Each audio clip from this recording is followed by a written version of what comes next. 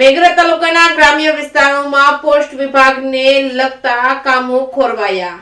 મેઘરજ તાલુકાના પોસ્ટ વિભાગના જીડીએસ કર્મચારીઓના પડતર માંગણીઓને લઈને અચોક્કસ મુદતની હડતાલ ઉપર ઉતર્યા છે, જેને લઈને મેઘરજ તાલુકાના ગ્રામ્ય વિસ્તારોમાં પોસ્ટ વિભાગની કામગીરી ખોરવાય છે, ત્યારે અરજદારોને પણ ભારે હાલાકી વેઠવી પડી રહી છે।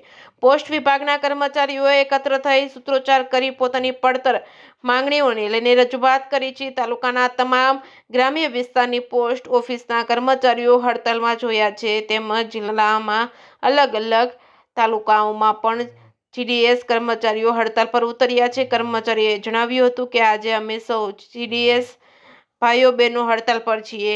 અમારી 5 માંગો છે જે હજુ સુધી સ્વીકારવામાં આવી નથી। અમને 5 લાખ મેડિકલ સહાય તેમજ 8 કલાકની નોકરી આપો, બીજી મેડિકલ ફેસિલિટી તેમજ અન્ય માંગણી છે તે આપવામાં આવે તેવી માંગ કરવામાં આવી હતી। રિપોર્ટિંગ બાય મયુર પોકાર, માલપુર। રહીમભાઈ ચડી છે। હું ઓલ ઇન્ડિયા જીડીએસ યુનિયનનો સેક્રેટરી છું, સાબરકાંઠા અરવલ્લી બંને જિલ્લાઓના ભેગા।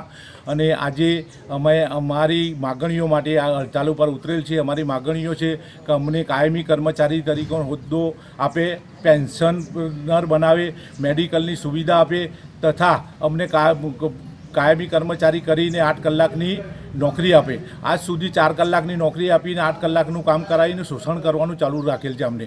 અને આજ સુધી અમને કોઈ મેડિકલ સુવિધા કે કોઈ ગ્રેજ્યુએટી કે કોઈ કાયમી કે કોઈ પેન્શનનો આજ સુધી કર્મચારીને કરેલ નથી। નામ અંકિત ભગોરા છે। હું વલુણા જીડીએસ બીપીએમ તરીકે ફરજ બજાવું છું।